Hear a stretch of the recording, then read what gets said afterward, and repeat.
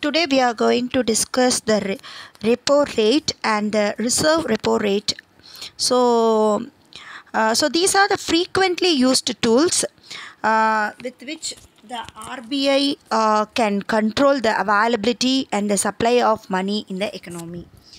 So RR is always greater than RRR, that is reserve repo rate. Okay, that is, this repo rate is always greater than reverse repo rate. So let us first see what is repo rate. That is the rate at which the RBI is willing to lend to commercial bank is called repo rate. அதாவது RBI எந்த ரேட்டில் commercial bank வந்து நான் பணம் கொடுக்குறேன் அப்படின்னு சொல்லுதோ அதுதான் வந்து ரெப்போ ரேட் அப்படின்னு சொல்கிறோம். ஸோ இதில் whenever bank have any shortage of funds, so அவங்க என்ன பண்ணலாம், RBIயில் they can borrow against their securities at the rate which is fixed by the RBI. So if the RBI increases the repo rate, it makes borrowing expenses for banks. Okay, so what is happening when the RBI increases the repo rate? It makes borrowing expensive. Okay, so as a tool to control this inflation, RBI increases the repo rate, making it more expensive for the banks to borrow from the RBI. So, when it makes expensive, all the commercial bank will think to get amount from the RBI. Okay, so it will plan accordingly and it will not waste the money. So similarly, the RBI will do not exact opposite in the deflationary environment. So next, coming to the reverse repo rate, the rate at which the RBI is willing to borrow. So that we saw that lending, this is opposite of lending, borrowing. Okay, reverse repo rate means nothing but the rate at which the RBI is willing to borrow from the commercial banks. Okay, so here RBI is borrowing from the commercial bank, so this is known as reverse repo rate.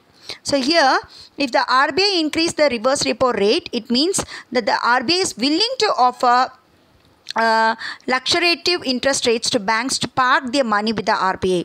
So this results in a decrease in the amount of money available for banks customers, as banks prefer to park their money with the RBI as it involves higher safety.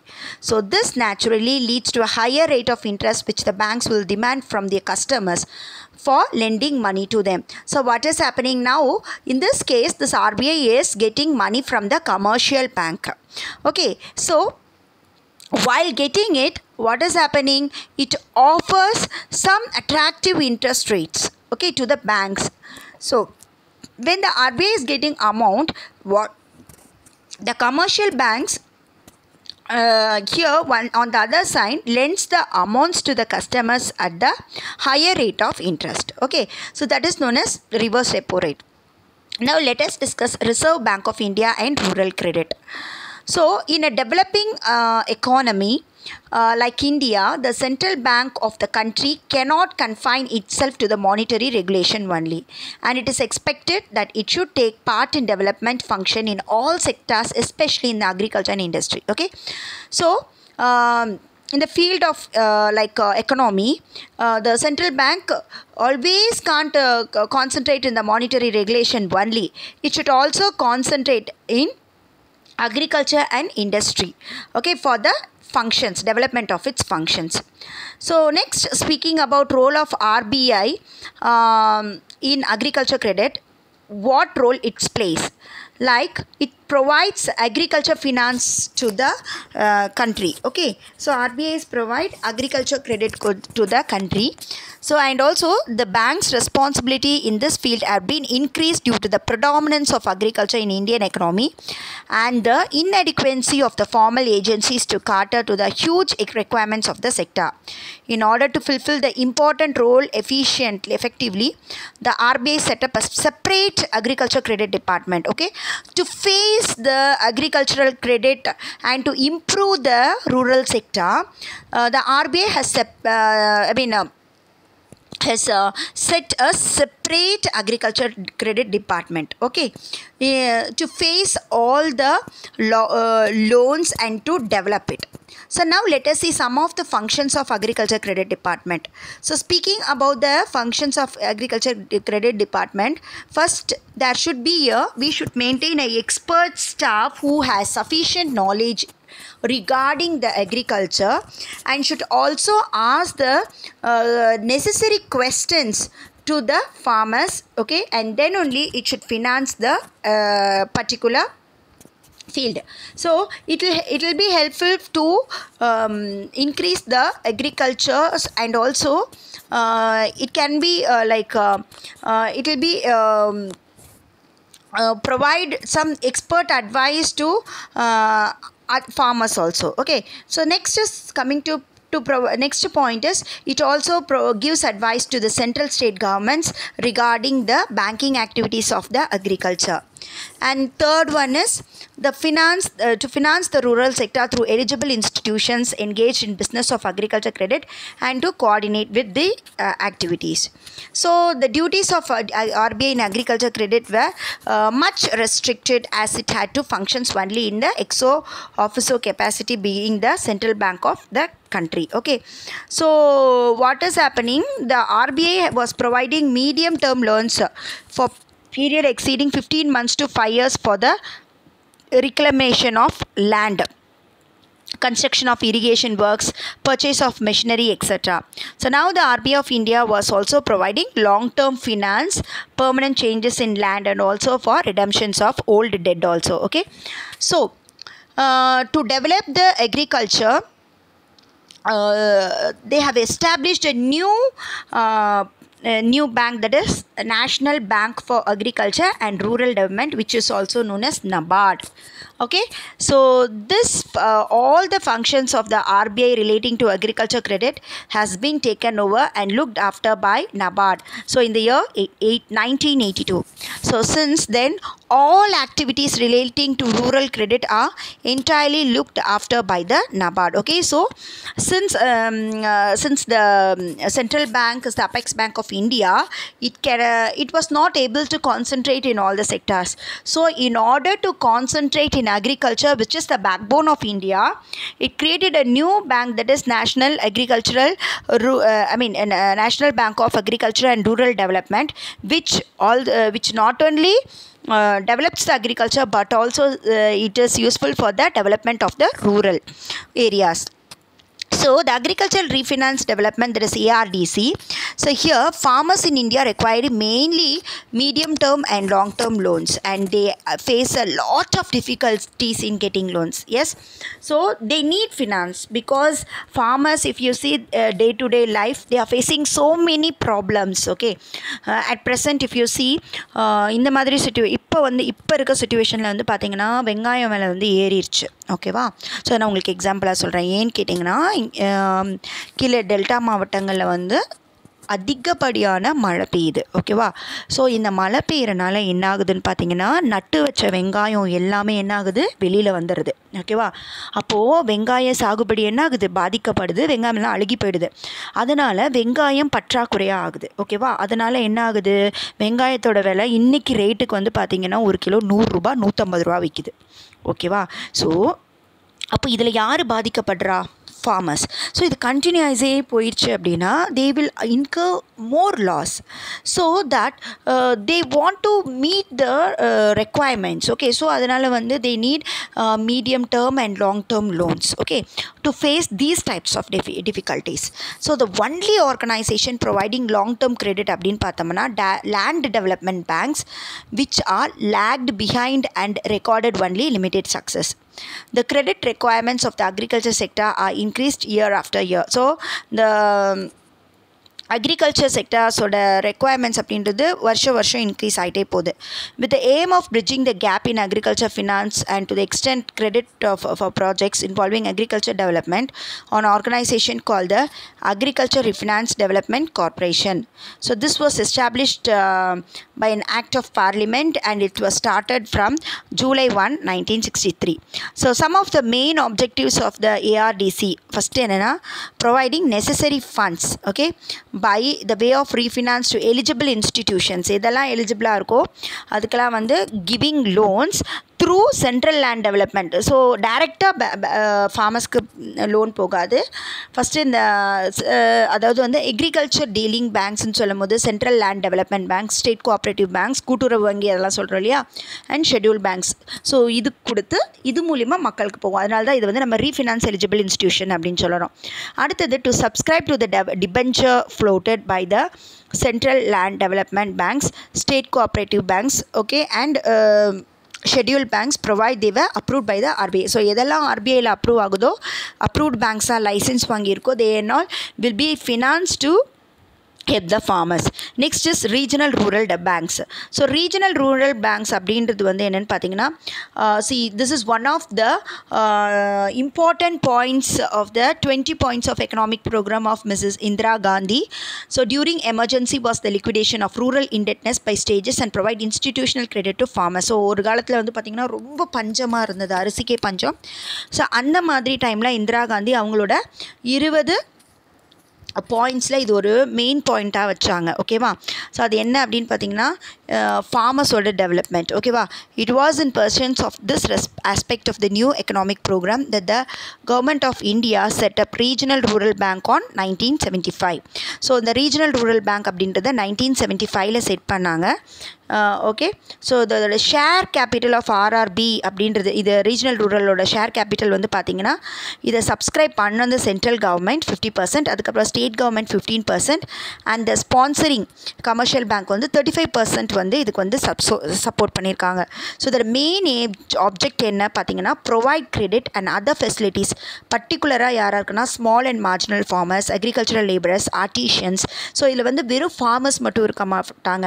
இதில் வந்து பார்த்திங்கன்னா இந்த பானை செய்கிறவங்க, okay, artisans, அப்புறம் agriculture அந்த லேபரர்ஸ்க்கு, அப்புறம் சின்ன சின்ன ஸ்மால் ஆண்டர்ப்ரெனர்ஸு, இவங்க எல்லாத்துக்குமே வந்து providing the loans, okay, in order to increase their standard of living. Okay, and also trade and commerce. இதில் வந்து நம்ம வந்து அக்ரிகல்ச்சர்னு பார்க்கும்போது விவசாயத்தை மட்டும் பார்க்குறோம். அதை சூழ்ந்து இந்த பானை செய்கிறது, அதுக்கப்புறம் செங்கல் இருக்கிறது, இது எல்லாமே வந்து will include in this. Okay, so next வந்து பார்த்திங்கன்னா, some of the concessions of RRB அப்படின்னு வந்து பார்க்கும்பொழுது, from the beginning the sponsor banks have continue to provide managerial and financial assistance to RRB and other concessions such as என்னென்னா, interest வட்டி வந்து ரொம்ப கம்மியாக கொடுக்குறது. ஓகேவா? ஸோ அண்ட் ஆல்சோ என்னென்னு பார்த்தீங்கன்னா, the allow to maintain cash reserve ratio அப்படின்றது 3%. ஸோ சம் லிக்விடிட்டி வந்து 25%.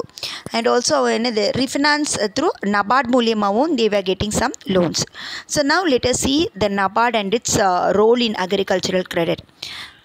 So speaking about the Nabard, okay, so we can see it, we can tell it as a three-tier structure.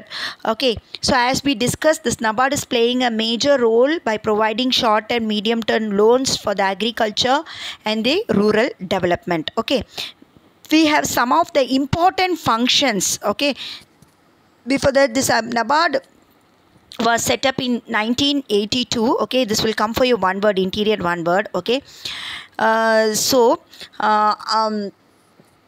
this Nabard, okay, Nabard is linked organically with the RBI. Okay, it is linked with RBI.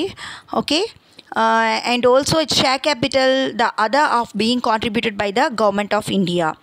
Okay, so one part of the share capital is by RBI and other is government of India. Okay, so a deputy governor of RBI is appointed as chairman of Nabard. Okay, so deputy governor of RBI is the chairman of Nabard. So some of the important functions of Nabard is, this is one of the important question. Okay, it's repeated question. It's not only asked in economics but also in your commerce, and also it will be asked for your government exams also. Okay, so first is Nabard acts as a refinancing institutions. Okay, it provides loans to all the agriculture, small scale industries, cottage, village industries, handicrafts, rural crafts. So நான் சொன்ன மாதிரி என்னென்னா, வெறும் வந்து விவசாயிகளுக்கு மட்டும் கிடையாது, விவசாயம் சுற்றி இருக்க இந்த ஸ்மால் ஸ்கேல், அதாவது வந்து இந்த கூடை நெய்கிறவங்க, நெசவு செய்கிறவங்க, அதுக்கப்புறம் வந்து பார்த்திங்க அப்படின்னு கேட்டிங்கன்னா இந்த பானை செய்கிறவங்க, ஓகே. ஸோ இவங்க எல்லாத்துக்குமே வந்து என்னென்னா ஃபினான்ஸ் பண்ணுது அவங்களோட தொழிலை வந்து முன்னேற்றுறதுக்காக. ஸோ என்னென்ன அடுத்த பாயிண்டில் வந்து என்னென்ன மாதிரி லோன் கொடுக்குறாங்க அப்படின்னு பார்த்தீங்கன்னா short term, medium term, long term. So இது 3 வகையான கிரெடிட்ஸுமே வந்து கொடுக்குறாங்க. எது மூலியமாக அப்படின்னு பார்த்தீங்கன்னா கோஆப்ரேட்டிவ் பேங்க்ஸ் மூலியமாகவும், ஆர்ஆர்பி பேங்க்ஸ் மூலியமாகவும், அப்புறம் லேண்ட் டெவலப்மெண்ட் பேங்க்ஸ் மூலியமாகவும் கொடுக்குறாங்க. ஸோ நபார்டு வந்து லாங் டேர்ம் லோன்ஸ் வந்து கிட்டத்தட்ட 20 வருஷம் வரைக்கும் கொடுக்குது. ஓகேவா? யாருக்குன்னு பார்த்தீங்கன்னா டு ஸ்டேட் கவர்மெண்ட். எதுக்காக? to enable them to subscribe to the share capital of cooperative credit societies. So நிறைய கூட்டுறவு தொழிலை வந்து மேம்படுத்துறதுக்காக நபார்ட் வந்து கவர்மெண்ட் ஆஃப் இந்தியாவுக்கு வந்து it provide some long term loans. ஓகேவா? And also these loans to gives long term loans எந்தவித financial இன்ஸ்டிடியூஷனாலும் இருக்கலாம் which is approved by the central government. Okay, it should be approved by the central government and should contribute some share capital and also should invest in securities. Okay, so Nabard has the responsibility of coordinating the activities of it also should coordinate the activities which is done by the central and state governments. Okay, the planning commission and all other India and state level institution entrusted with the development of small scale industries, village and cottage industries, crafts industries in the tiny and decentralized sectors. Okay.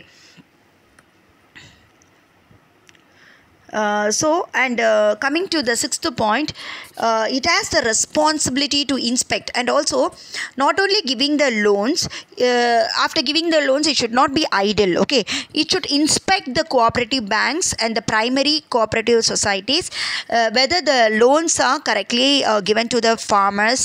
Okay, and it should check the regular records. Okay, then it maintains some of the research and it also gives funds to the person who are introducing or making some researches in the agriculture and rural development. The loans are provided by the Nabard. Okay, so these are the functions of Nabard and it's a very easy one only. Next, speaking to the Reserve Bank of India and industrial finance. Okay, so though industries get finance from commercial banks, the quantum and the term will be very much limited generally. So commercial banks lend for short term only, as they get only short term deposits from the public. So speaking about the commercial bank, it gives only short term loans because it receives only short term deposits. Okay, so short term deposit varadunala short term loans tha kudukudhu. Okay va? And also there is a need and urgency established for long term credit facilities in industries. So at that time what will happen, it will get from the Reserve Bank of India. Okay, so some of the institutional setup like Industrial Finance Corporation of India, Industrial Credit and Investment Corporation ICCI, Industrial Development Bank of India. So these are some of the institutional setup. So there are state level institution and all India level institution. So all India means Industrial Finance Corporation of India and Industrial Credit Financial Investment Corporation of India, Industrial Development Bank of India. State level institution varamodhu State Financial Corporation, State Industrial Development Corporation will come under this categories. So let us first discuss about all India level institution. So first is Industrial Finance Corporation of India, that is IFCI. So Industrial Finance Corporation of India அப்படினு சொல்லும்போது நம்ம நபார்ட் அப்படின்னு பார்க்கும்போது வெறும் வந்து like we were speaking about the agriculture. So இந்த industrial finance corporation of India இதெல்லாம் எதுக்காக அப்படின்னு பார்த்தீங்கன்னா இண்டஸ்ட்ரீஸை டெவலப்மெண்ட் பண்ணுறதுக்காக. ஓகேவா? ஸோ நம்ம இவ்வளோ நேரம் டிஸ்கஸ் பண்ணது அக்ரிகல்ச்சருக்காக, இது வந்து என்ன பார்த்தீங்கன்னா இண்டஸ்ட்ரீஸ்க்காக. ஸோ அப்போ இண்டஸ்ட்ரீஸ்க்காக அப்படின்னு பார்க்கும்போது இந்த பேங்க் வந்து was established in 1948. Okay, and also it provide some of the important rates like long term loans. So both ருப்பியாகவும் இருக்கும், foreign currencies ஆவும் இருக்கும். Okay, and also return equity preference and debentures issues and it also subscribes some of the equities preference and debentures issues and it guarantees some deferred payments, okay, for machineries which is purchased from the abroad and guaranteeing loans okay, for the foreign currency from foreign financial institution. So these all are done in order to develop the industries through international level and earn some foreign currencies. Okay, and next,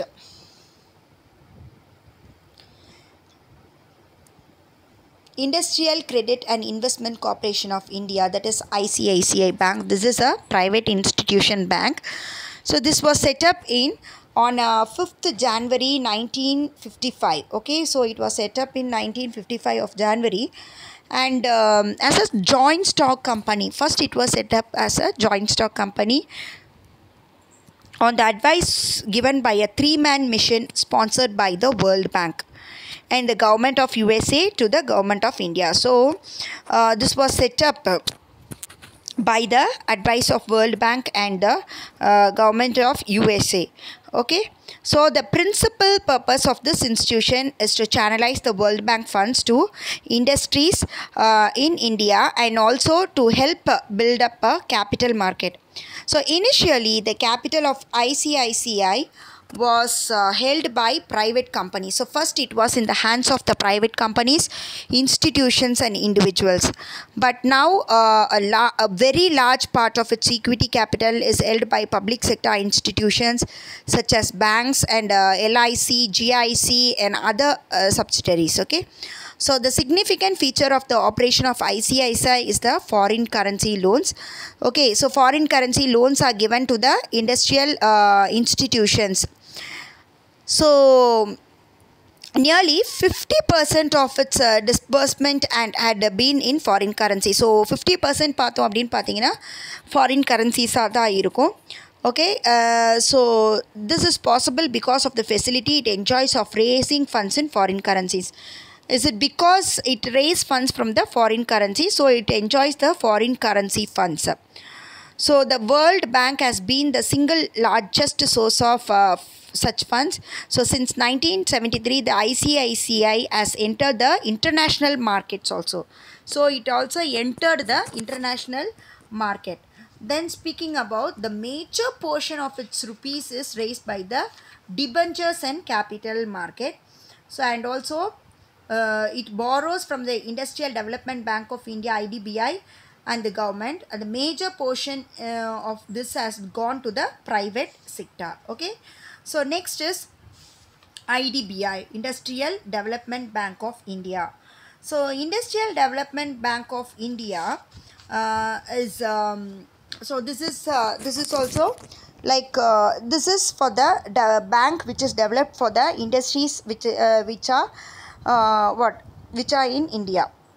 So some of the this bank was the primary object of this bank was what? Creating an apex institution to coordinate the activities of other financial institutions, including banks. So the development bank was wholly owned and subsidiary by the RBI. Okay, so up to 15th of February 1976 it was in the hands of RBI, and it was de-linked. Okay, it came out from RBI from February 16, 1976, and it was made separately. Okay, and it is fully owned by the government of India. So some of the functions of India, some of the important functions of IDBI are assisting all the other financial institution. Okay, it gives it is being acting as a assistance and giving some directions to industrial concerns. Okay, and also it provides loans to all the industrial concern given by the Industrial Finance Corporation and State Financial Corporation and other financial corporation also.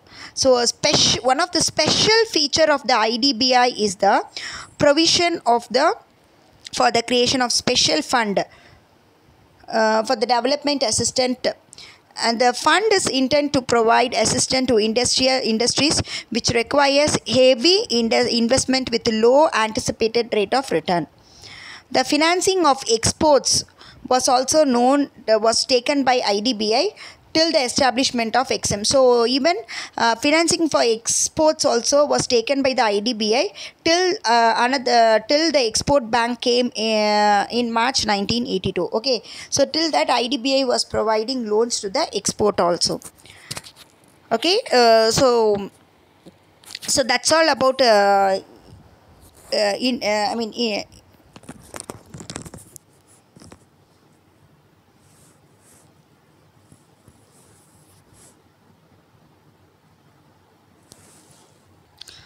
about all India level institution. So now we are going to discuss about the state level institutions. Okay, so speaking about the state level institution, you have State Financial Corporation. Okay, that is the Government of India passed in 1951 the State Financial Corporation Act, and State Financial Corporation were set up in many states. Okay, so this was set up in many states. So the SFC, that is State Financial Corporations, are mainly intended for the development of small and medium industrial units. Okay, so இது எதுக்காக set பண்ணாங்கன்னா சின்ன அதாவது medium size இண்டஸ்ட்ரீஸையும் அதே மாதிரி small சைஸில் இருக்கக்கூடிய இண்டஸ்ட்ரீஸையும் முன்னேற்றத்துக்காக வந்து இந்த ஸ்டேட் ஃபினான்ஷியல் கார்ப்பரேஷன் வந்து செட்டப் பண்ணாங்க. இது வந்து என்னெல்லாம் பண்ணும் அப்படின்னு பார்த்தீங்கன்னா லோன்ஸ் வந்து ப்ரொவைட் பண்ணும். ஓகே, ஸோ அப்படி லோன்ஸ் ப்ரொவைட் பண்ணும்பொழுது ஜஸ்ட் இது வந்து என்னென்னா 1 crore வந்து எக்ஸீட் ஆகக்கூடாது. ஓகேவா, 1 crore மேலே கொடுக்கக்கூடாது. இதோட மேக்ஸிமம் லிமிட்டே வந்து பார்த்திங்கன்னா 60 லட்சம் தான்.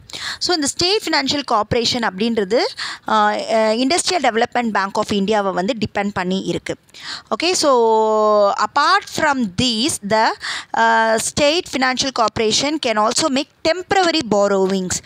ஸோ டெம்பரவரி borrowings மட்டும் கூட பண்ணலாம், இங்கன்னா ஆர்பிஐலேருந்து வாங்கிக்கலாம். சரிங்களா, அடுத்தது ஸ்டேட் இண்டஸ்ட்ரியல் டெவலப்மெண்ட் கார்ப்பரேஷன். அடுத்தது வந்து எதுக்காக அப்படின்னு பார்த்தீங்கன்னா இண்டஸ்ட்ரீஸை டெவலப்மெண்ட் பண்ணுறதுக்காக we are having state level corporation. Like இதை வந்து சிட்கோ அப்படின்னு சொல்கிறோம். அதோட full form state industrial development corporation. So இந்த ஸ்டேட் இதெல்லாம் வந்து நல்லா நோட் பண்ணி வச்சுக்கோங்க. இதை நான் ஒன் வேர்டுக்கு கூட உங்களுக்கு வரதுக்கூடிய சான்சஸ் இருக்குது. ஸோ இந்த இண்டஸ்ட்ரியல் டெவலப்மெண்ட் கார்ப்பரேஷன் இது எதுக்காக செட் பண்ணாங்க அப்படின்னா mainly for the development of the industries. So இந்த இன்ஸ்டிடியூஷன் இதோட மெயின் எய்ம் வந்து ஃபினான்ஸ் பண்ணுறது மட்டும் கிடையாது, but also have the responsibility for improving so many industries.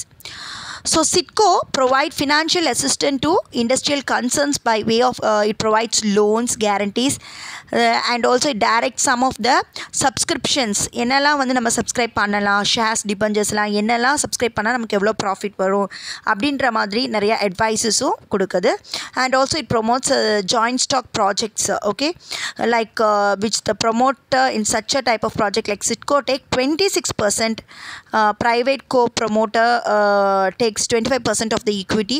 மீதி ரெஸ்ட் எல்லாமே வந்து offer to the investing public. So SIDCO undertake the development of industrial area by providing all infrastructural facilities and institution of new group centers. They also administer various state government incentive schemes. SIDCO get refinance facility from RBI. So it also getting refinance from IDBI.